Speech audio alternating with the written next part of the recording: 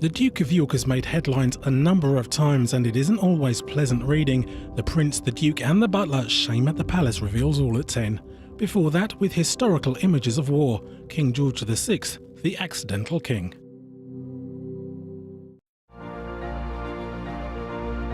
Colouring our nation for hundreds of years. Crown, proud sponsors of Great British Stories. George VI, an unlikely king whose closest family relationships shaped him. From a brutal father who instilled fear. George V set out to emotionally terrorize his children. To a brother whose selfish actions forced George onto a throne he never wanted. Bertie was absolutely horrified with him because he said, "What? I just have no idea of kingship. I've not been trained to this role. How can he do this to me?" He rose to the challenge, thanks to the support of a steadfast wife. She gave Bertie a massive emotional support. Elizabeth was literally the power behind the throne. And raised a daughter who would carry on his legacy. Queen Elizabeth learned a lot from her father. He has so much shaped the queen that we see today. This is the story of how a fearful and timid man overcame the odds. George VI's legacy is ultimately that you can be flawed, you can be ordinary, and you can still be great.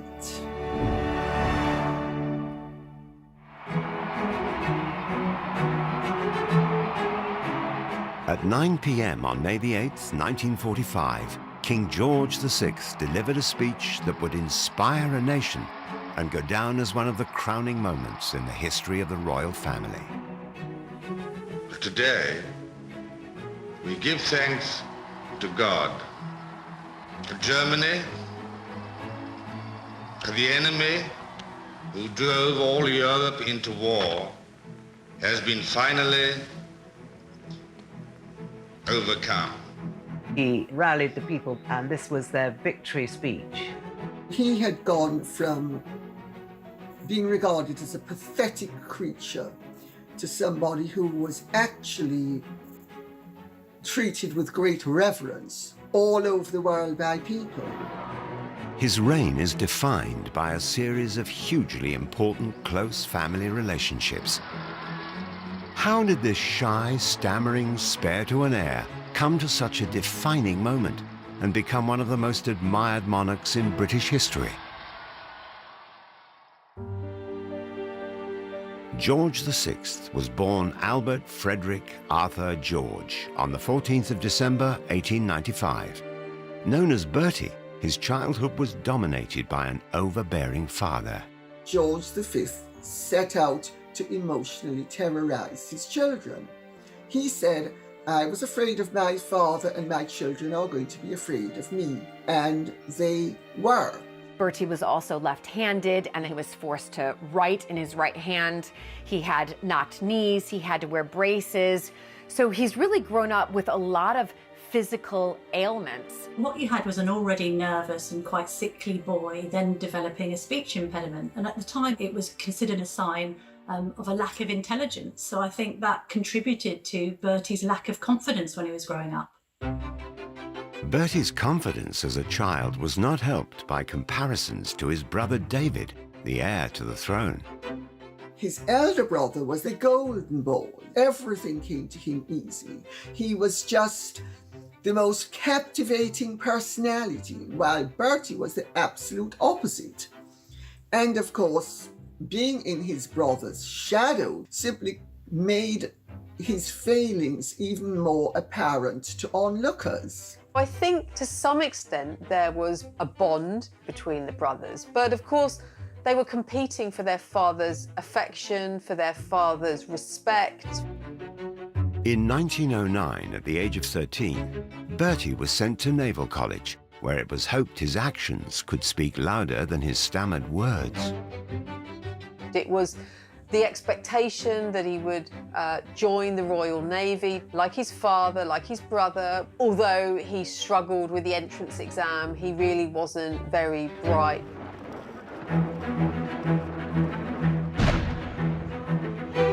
Despite his failings, in 1914, Bertie, along with his brother David, was called upon to serve his country in World War I.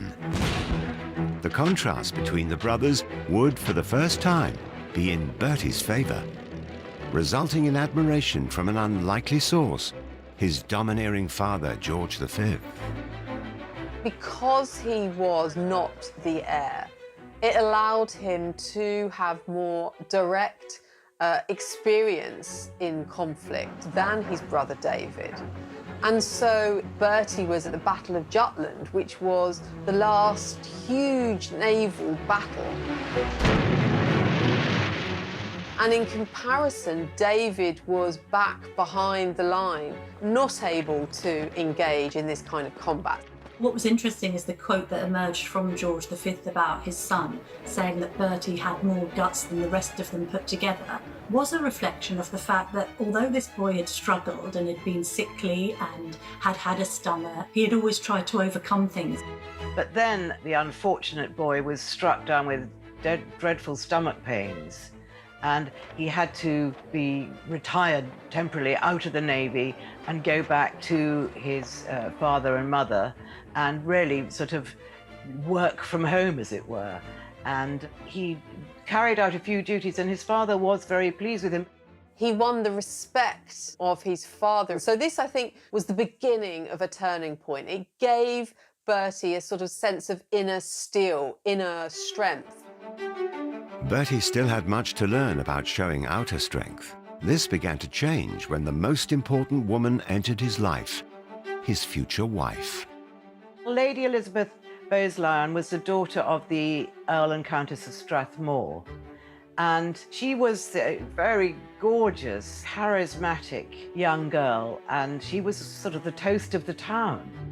There was a party at the Ritz in London, and that's when Bertie first really set eyes on her. I think Bertie saw a lot of what he lacked in Elizabeth Bowes-Lyons. You want to, of course, have a partner for life who can support you, who can nurture you, and who can have the strengths that maybe you lack. And that's exactly what Elizabeth had. But like everything else for Bertie, securing Elizabeth as a wife was not going to come easily.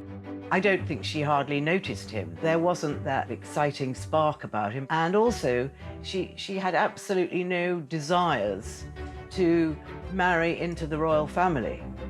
Nonetheless, he just went on and on and on. He'd fallen hook, line and sinker for her, and nobody else interested him. She said no to him twice, but he, did a very good job in charming her, and she eventually said yes. Bertie, now Duke of York, and Lady Elizabeth Bowes-Lyon were married at Westminster Abbey on April the 26th, 1923.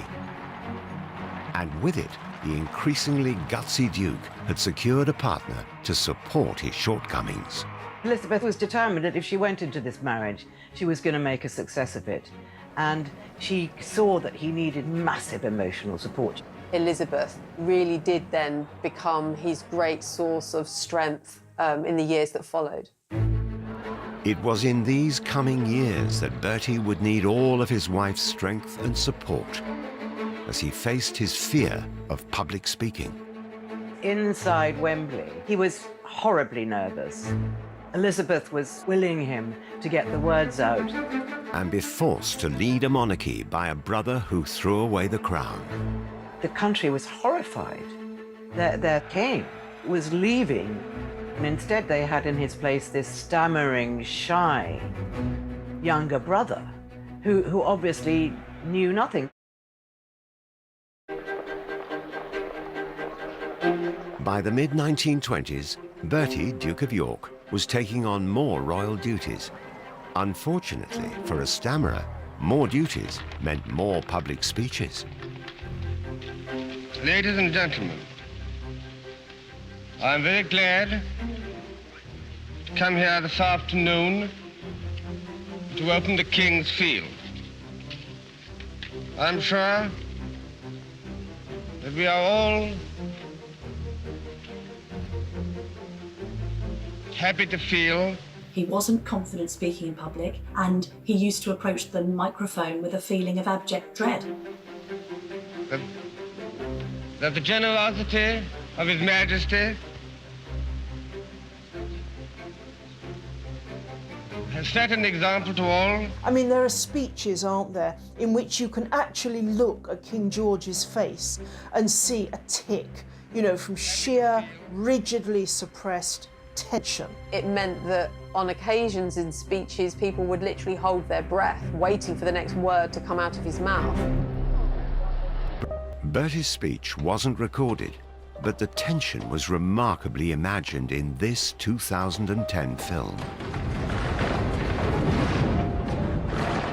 We all saw it on the King's speech, didn't we? His difficulty. I think that's really where their relationship forged into something bigger and stronger.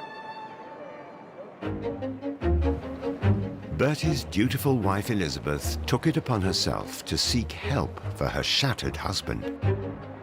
It was something that Elizabeth knew had blighted his life, and it was really at her instigation that she took Bertie to Lionel Logue, the Australian speech therapist. I'm willing to work hard, Dr. Logue. Lionel Logue's diaries enabled these private sessions with the Duke of York and his supportive wife to become vividly portrayed on the big screen. All right. The exercises that Lionel Logue taught Bertie were actually, I suppose they were off the wall. Feel the looseness of the jaw. Good, little bounces, bounces. Shoulders loose, shoulders loose. He rolled him around on the floor. He taught him about the deep breathing and to drop his shoulders and to relax. His methods were unconventional, but they worked. While the Duke of York's speeches would improve, he was happiest out of the royal spotlight and at home with his wife. The two became three in 1926 with the birth of Princess Elizabeth, and with the arrival of Margaret in 1930, the family was complete. It's one of the most likeable, admirable things about Bertie. He'd suffered from this very difficult childhood, and he managed to break the chain. He managed to give his daughters, both of them, the emotional warmth and security that he hadn't had. He was very close to his daughters, particularly close to Elizabeth. She was shy, like he was, an introvert, like he was. So you almost have a mirror image of himself. They were a close unit, and this really was Bertie, again, growing into a new role as husband, but also father. The stable family life that Bertie had created was in stark contrast to his brother David, the heir to their father's throne. Bertie had settled down with a woman who was widely respected and liked, had two daughters, and in contrast, David was something of a philanderer. He was a playboy, he was partying, which may have been all right, but of course he was heir to the throne. He was Prince of Wales. He was going to be king one day. And so he needed to settle down. The future of the monarchy was at stake. Succession was everything. Their father, George V, famously said that when I'm dead, David would ruin himself within 12 months. So there was, surprisingly early, a feeling that it would be no bad thing if something happened, so that David was not the next king, that Bertie, and in due course Lilibet, would inherit instead. There must have been a part of Bertie thinking, when is my brother going to marry and have children so that this doesn't all fall on me or my daughters? And so we turn the last page of this chapter of sorrow. In sadness he passes, His Majesty King George V. On the 20th of January 1936, King George V died. Bertie's unmarried brother David became King Edward VIII. But just months into his reign, Edward's desire to make his latest mistress, Wallis Simpson, queen, would rock the monarchy and alter his brother's life immeasurably. From the point of view of a royal family in the late 1930s, there is almost nothing worse than Wallis Simpson. She was a woman with 2 husbands living. There was rumours of a dubious reputation. There was the fact that she was American, and the extraordinary thing is that Edward, David, could never see that. Edward was the head of the Church of England. This was an impossibility. Edward looked to find a way to make Wallis queen, and he was turned down at every corner. Stanley Baldwin, the Prime Minister, said no. The Church of England said no. So there was no way out for him. The only way out was to abdicate. Bertie was absolutely horrified and furious with him because he said, well, I've never seen a state paper. I don't know what to do. I just have no idea of kingship. I've not been trained to this role. How can he do this to me? Seeing her husband under pressure again, Elizabeth stepped in to try to save Bertie from the throne he dreaded. Elizabeth, the Queen Mother at the time, was trying to make an appeal to Edward VIII to say, please put your duty ahead of your love life. Please remain as king, because she was absolutely terrified of the prospect of her husband, somebody that wasn't a confident public speaker, who had a nervous disposition, to suddenly be thrust onto the throne. But on this occasion, Elizabeth was powerless to help her husband. I have found it impossible to carry the heavy burden of responsibility. On the 11th of December 1936, Edward VIII announced to a shocked nation that he was to abdicate, plunging the monarchy and his brother, the Duke of York, into crisis. This was a moment like none other. I mean, it was unprecedented. And if the king himself is saying, nah, I don't really have a great deal of respect for the monarchy, I don't really want this now, then why would the British people decide that they wanted the monarchy now? People questioned its stability, its future. The country was horrified. Their king was leaving, and instead they had in his place this sort of, what they saw as this very ineffectual, stammering, shy younger brother, who obviously knew nothing. This was just desperate for Bertie. It was that really drove him literally to tears. He went to see his mother, Queen Mary, and spent an hour weeping on her arm, tormented by the idea that he simply could not be the monarch himself.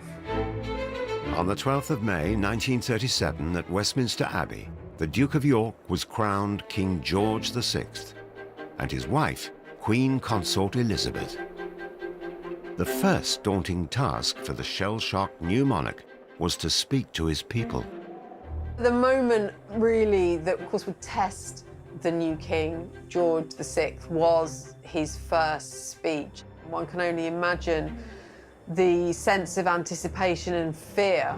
He needed to speak with authority as a king, not as a stammering, apparently weak individual. And so this was a really, really important moment for him.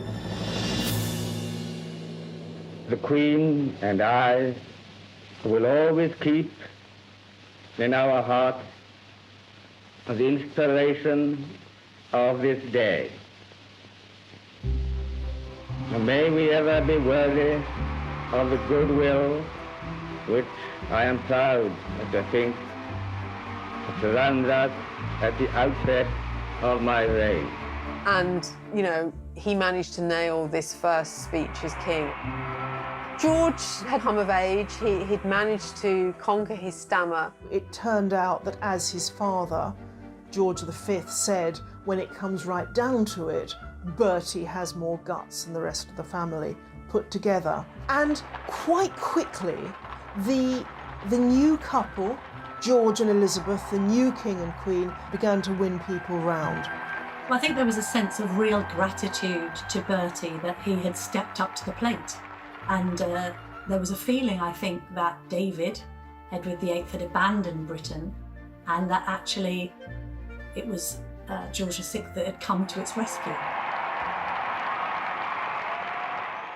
George VI had passed the first test of his unlikely reign. But even greater challenges would lie ahead. From an exiled brother who would still cast a shadow. He did the full Nazi salute. Hitler thought that he could put Edward back on the throne.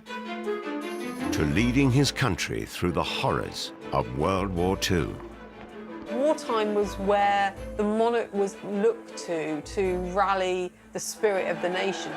Questions were asked whether George would live up to that role.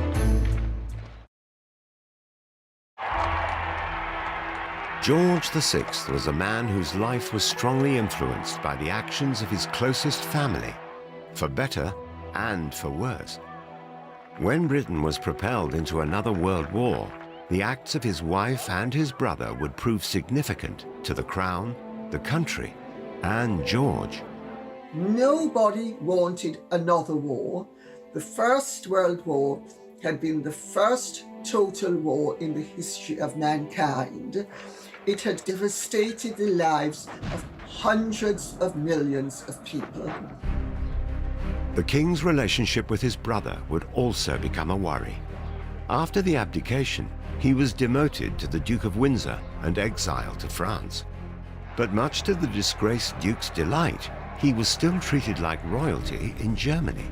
And in 1937, a controversial meeting was caught on camera. He went to visit Hitler and he did the full Nazi salute.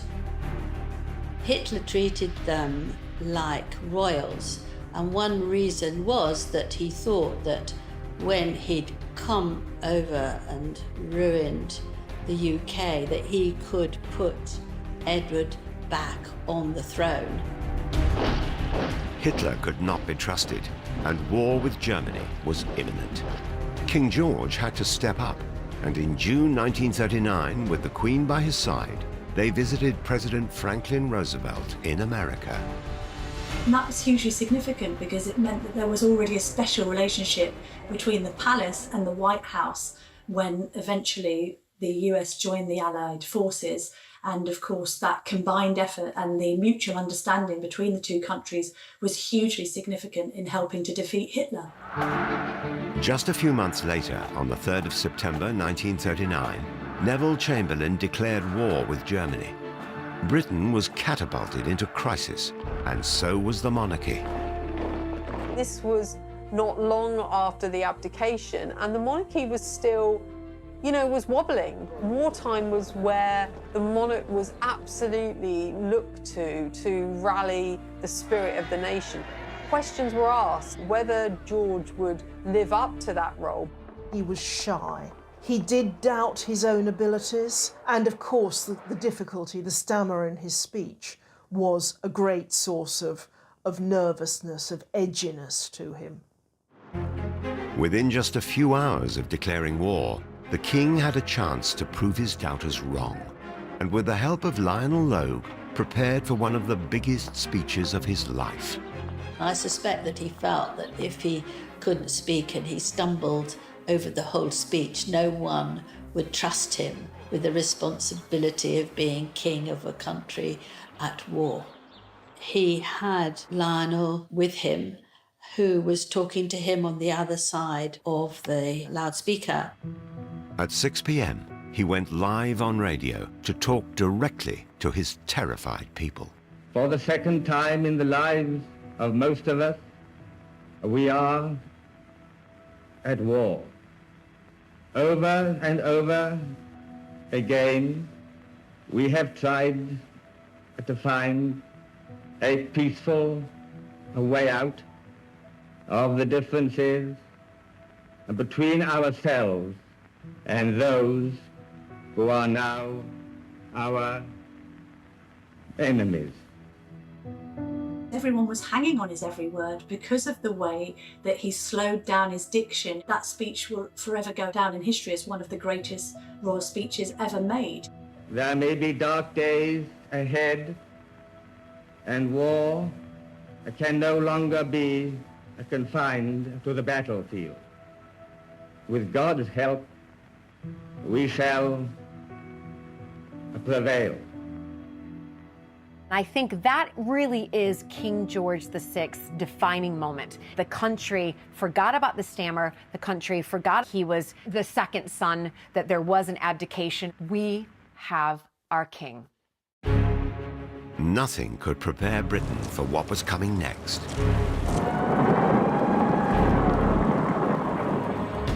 The actions of the king and those around him would become vital for the strength and spirit of the country.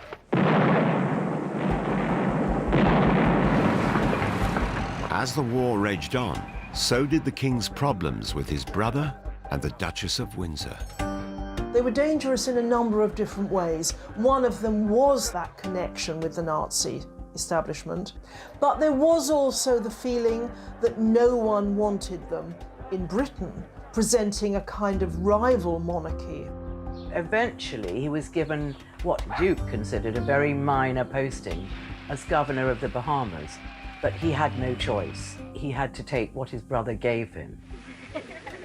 And the Bahamas was not a very grand posting, to put it mildly, but they had to be almost quarantined. And then they come back to France, and rather than being there supporting the troops in their retreat to Dunkirk, he is off with Wallis buying her jewellery and then retreating in a cowardly way down to the south of France, abandoning the troops and pampering Wallis Simpson. The king also had to deal with great political change. In 1940, Neville Chamberlain resigned and Winston Churchill was appointed. The king and queen quickly forged an unlikely bond with the new prime minister. The king had not been particularly pleased to see Winston Churchill, who he thought of as a little bit of a loose cannon, even potentially a warmonger. But the two men developed a very warm, close and trusting relationship. He would ask the king a question, and before the king had a chance to open his mouth, the queen would say, "We think." But he didn't mind, because he knew that George VI and Elizabeth functioned as a unit. Churchill trusted the king and became one of his closest confidants. He knew all of the casualties. He knew about the existence of the atomic bomb, probably one of only a handful of people to have that special knowledge. However, being exposed to the true horrors of war put a strain on the king's physical and mental health. It was a very, very stressful time. So he'd smoked non-stop, really, and he would drink vast amounts of whiskey to help him cope. And he would talk to the Queen too, and she was very calm and caring, but it was all on his shoulders. The Queen's unwavering support to her husband would prove invaluable, and her influence cannot be underestimated. While other European monarchs were fleeing their war-torn countries, the British royal family stayed put. When George VI went to the East End of London early on in the war, he was booed. The decision that he was going to stay in London was very powerful and very symbolically important. It was a decision championed by the Queen. She made sure that the public understood that the king refused to leave, the Queen would not leave without the king, and there was no questions of the girls leaving without their parents, which was regarded as a very brave thing for them to do. Staying at the most famous building in the country was a huge risk. On the 8th of September 1940, a 50-kilogram bomb was dropped on the palace, but didn't explode. Just 5 days later, it was hit again, but this time, the Nazis meant business. The king described the horrors in his diary. All of a sudden, we heard an aircraft making a zooming noise above us. We saw 2 bombs falling past the opposite side of the palace, and then heard 2 resounding crashes as the bombs fell in the quadrangle about 30 yards away. The bombs came so close that afterwards he said, we all wondered why we weren't dead. But straight afterwards, they went out into the streets to walk around the East End, and that helped people feel much more determined as well. The near miss was a turning point in the king's relationship with the public. With the Queen by his side, the once shy king blossomed, and she helped him become a symbol of hope. Just like Britain, George was bravely defying the odds. He's out at the factories, at the hospitals, at the coal mines, greeting people, saying a job well done. And then, of course, there's the Queen Mother, Elizabeth, a rock at his side, just what he needed.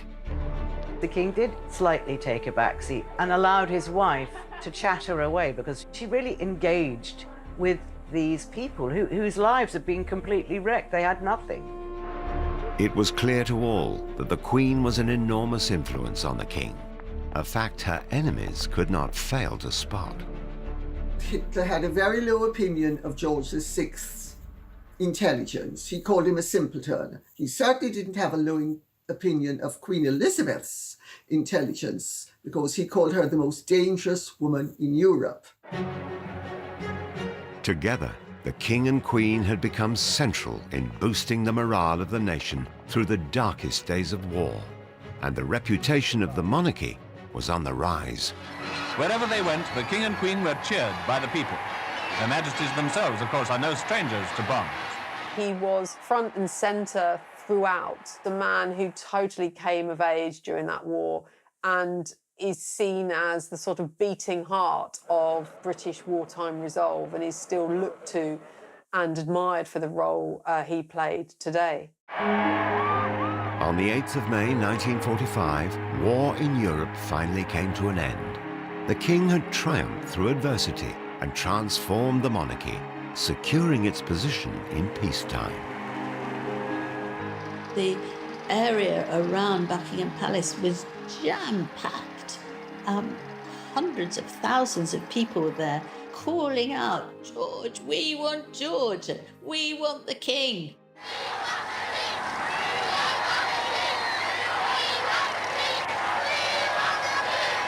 And they came out onto the balcony 8 times that evening. They're very moving. At 9 p.m., the king addressed the nation in a speech that would go down in history. His words resonated with millions, and his stammer was now a thing of the past.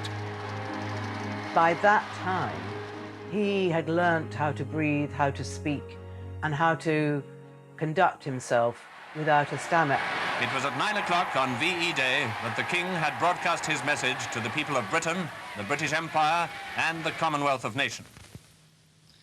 Speaking from our empire's oldest capital city, war battered, but never for one moment daunted or dismayed. Germany, the enemy who drove all Europe into war, has been finally overcome. It was delivered slowly but perfectly with just the right amount of emotion, and it rallied the people, and this was their victory speech. The war had seen George transform from a man who was terrified of being king into a revered figure at the nation's helm, largely helped by his wife. He had gone from being regarded as a pathetic creature to somebody who was actually treated with great reverence all over the world by people.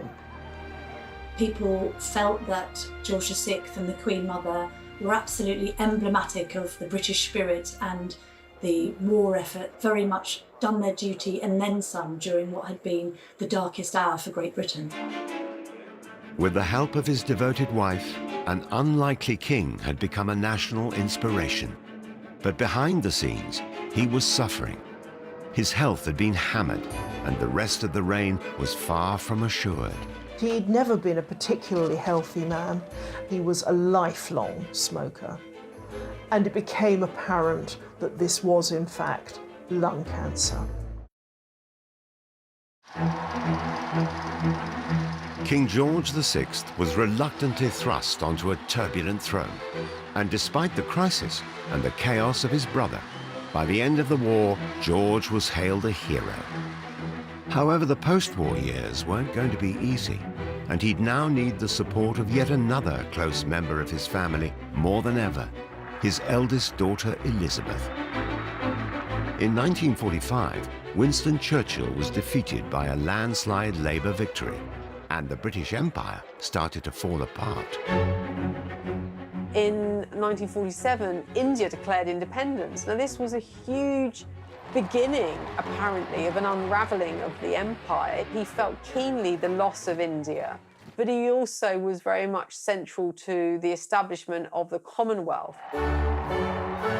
Change was also happening to those closest to the king. Princess Elizabeth fell in love with Prince Philip of Greece and Denmark. On the 20th of November 1947, they were married at Westminster Abbey. George paid tribute to the two women who had helped shape him.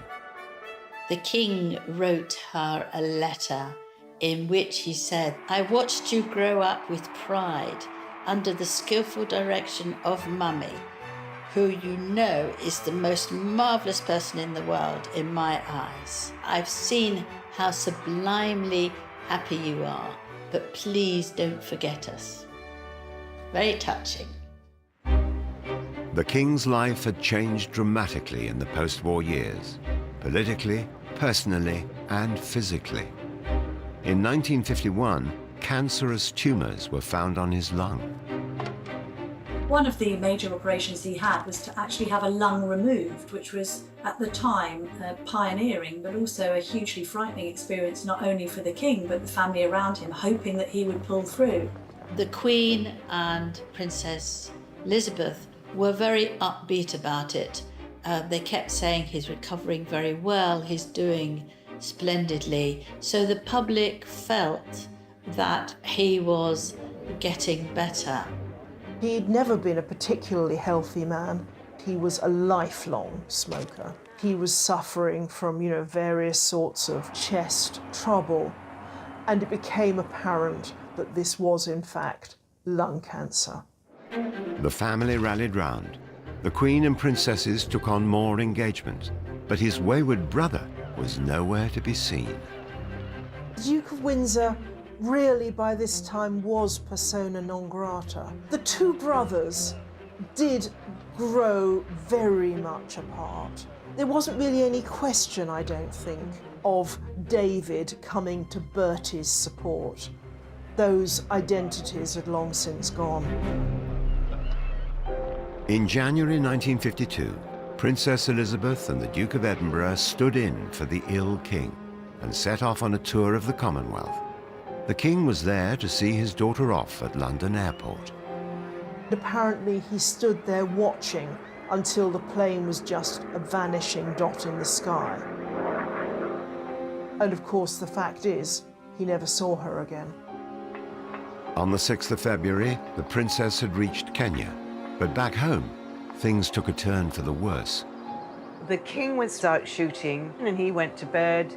The Queen Mother, I think, had a sort of uncanny feeling that things weren't going exactly as she had hoped. When the news was brought to her of the king's death, he died in his sleep, she went into his room and she wrote to Queen Mary afterwards that how peaceful he looked. And I think that gave her some solace. The king had died, aged just 56, and the Queen Mother was now a widow. While grieving for her husband, the feud rumbled on with the Duke and Duchess of Windsor. The Queen Mother, obviously distraught, and she did, rightly or wrongly, put the blame for his death in many ways on the Duke of Windsor. If her husband hadn't had the role forced upon him, then he might still be alive.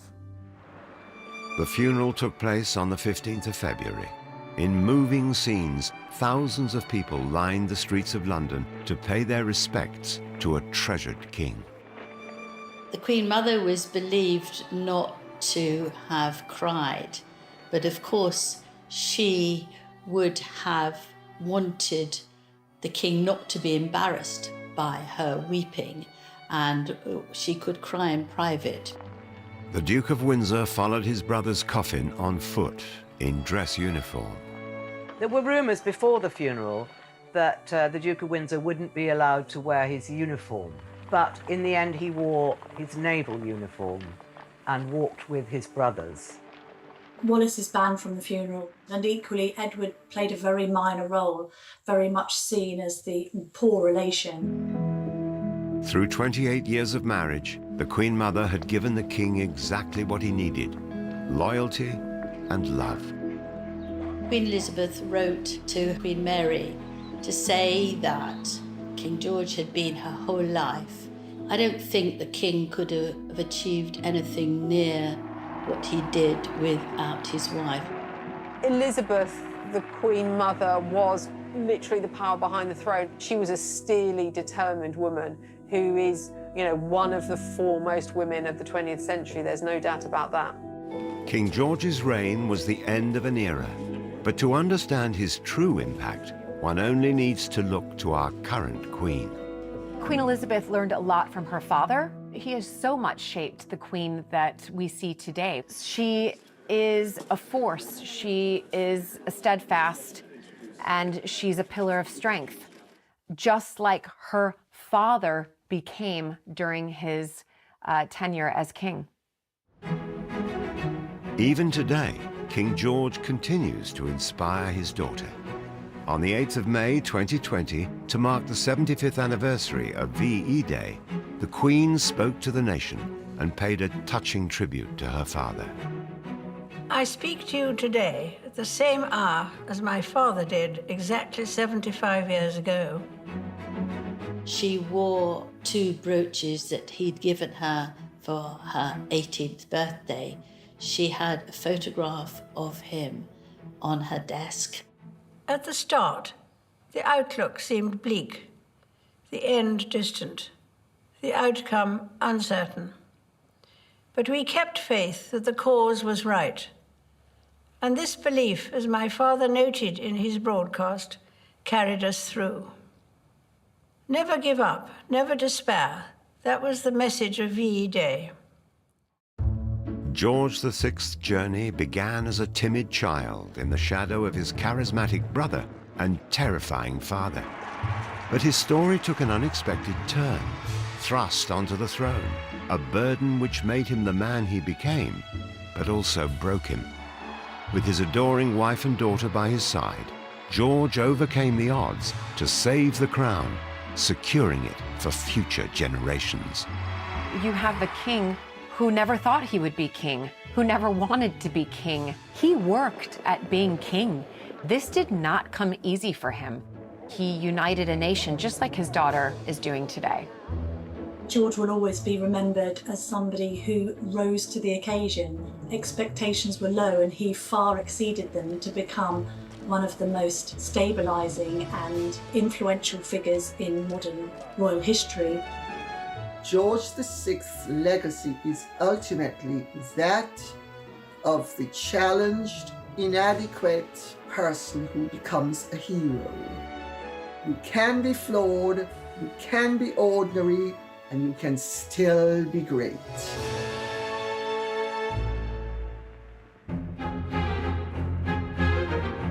Brand new next Saturday at 9, she lived an extraordinary life and truly was the Queen of Hearts. Don't miss Princess Diana in her own words. Next tonight, remembering the times our royals made headlines they'd rather we forget in The Prince, the Duke and the Butler, Shame at the Palace.